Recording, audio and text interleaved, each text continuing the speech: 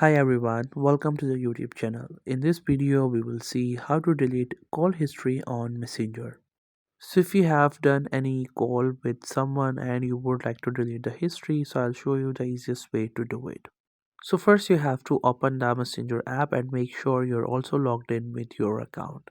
And after that you will get to your chat section. So unfortunately we don't have any separate section for call history like we have on WhatsApp, where we can manage our call logs. Therefore we cannot actually delete any one of these. But if you have done any call or with someone, you can actually go to their chats and from there you can delete that.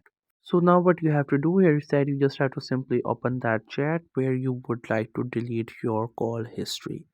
Just simply tap onto that chat and the chat will open.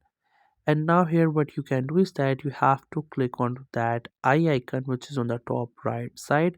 Once you click onto it, you will get into the settings, or you can say the options of the chat. Now what you have to do is that on the right side you have three dots. You have to click onto it and then click on delete conversation.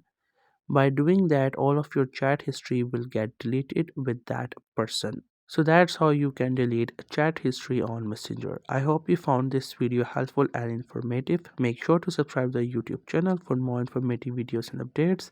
And thank you so much for watching the video.